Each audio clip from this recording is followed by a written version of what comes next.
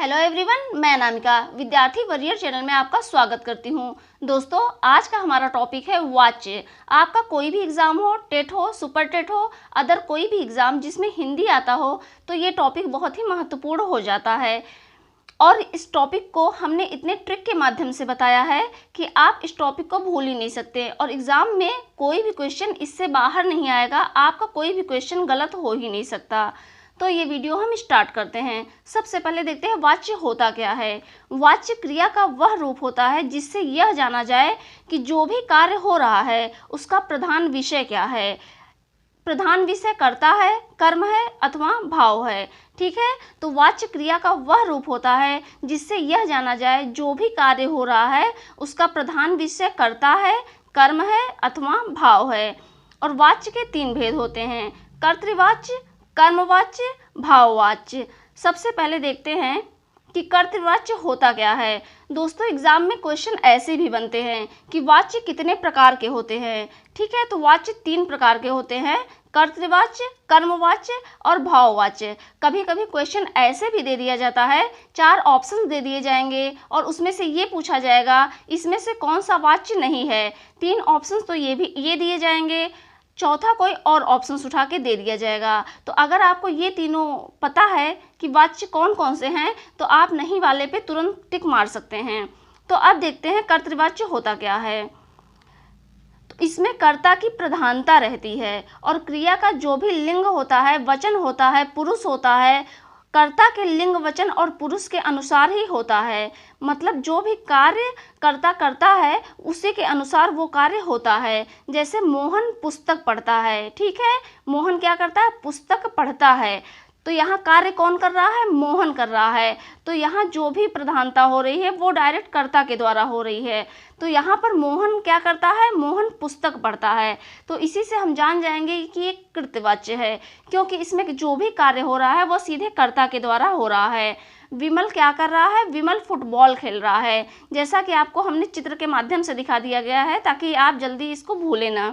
तो विमल क्या कर रहा है, विमल फुटबॉल खेल रहा है। अगर यहीं पे राधा होती विमल के जगह तो आप ये कहते हैं कि राधा फुटबॉल खेल रही है, क्योंकि यहाँ मेन विषय क्या है, कर्ता है और सीधा जो भी कार्य हो रहा है वो सीधा कर्ता कर रहा है। तो विमल फुटबॉल खेल रहा है, राधा फुटबॉल खेल रही है। नेक्स्ट क्या है, तुम स्कूल जाते हो। ठीक है, तुम स्कूल जाते हो। तो यहाँ कर्ता क्या कर रहा है, कर्ता स्कूल जा रहा है। तो सीधा आप यहीं से समझ जाते हैं कि कर्ता अगर कोई भी कार्य करता है तो वहाँ पर कृतवाच्य होती है और यहाँ पर कर्ता की ही प्रधानता होती है। अब नेक्स्ट देखते हैं कर्मवाच्य होता क्या है। इसमें कर्म की प्रधानता रहती है और क्रिया का लिंग, वचन कर्म के लिंग के और वचन के अनुसार होता है। कर्मवाच्य में कर्म की प्रधानता रहती है और क्रिया का लिंग और वचन कर्म के लिंग और वचन के अनुसार होता है। ठीक, इसकी सबसे अच्छी ट्रिक है, इसमें दो चीज़ आता है, एक तो से, एक के द्वारा। मतलब रिया के द्वारा पुस्तक पढ़ी जाती है। अब कर्ता में क्या कहा गया था कि रिया पुस्तक पढ़ती है और यहाँ पे क्या कहा गया है कि रिया के द्वारा पुस्तक पढ़ी जाती है। तो यहाँ पे क्या आ रहा है, के द्वारा और पुस्तक पढ़ी जाती है। मतलब यहाँ पे चाहे रिया हो, चाहे मोहन हो, चाहे कोई भी हो, लेकिन यहाँ पर सीधा सीधा जो भी कार्य होता है वो सीधा कर्म के अनुसार होता है। मतलब पुस्तक स्त्रीलिंग है, इसलिए पुस्तक पढ़ी जाएगी, चाहे रिया के द्वारा पढ़ी जाए, चाहे विमल के द्वारा पढ़ी जाए, लेकिन पुस्तक क्या होता है, वो पढ़ी जाती है। तो रिया के द्वारा पुस्तक पढ़ी जाती है। विमल से क्रिकेट खेला जा रहा है।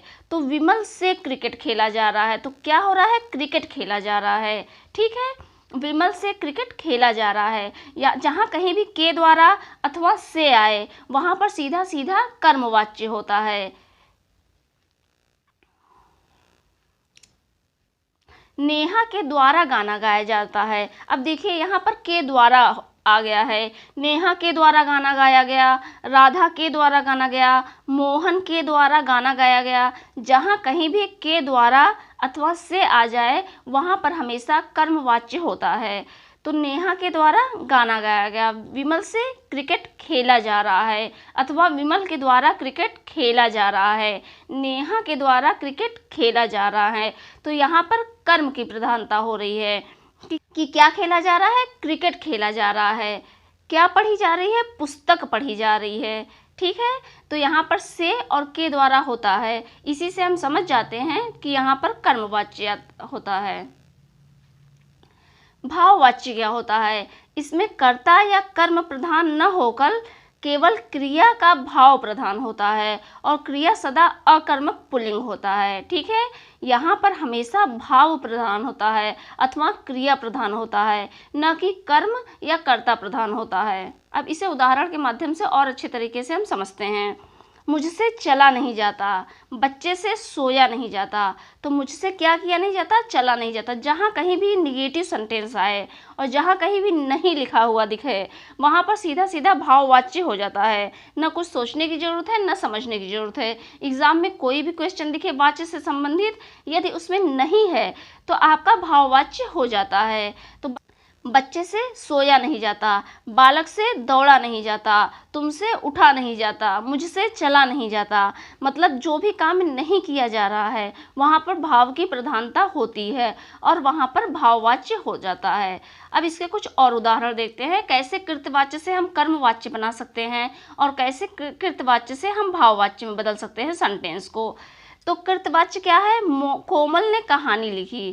कृतवाच्य क्या है, कोमल ने कहानी लिखी। यहाँ पर सीधा सीधा कहानी किसने लिखी, कोमल ने लिखी। तो यहाँ पर सीधा कर्ता पर असर जा रहा है।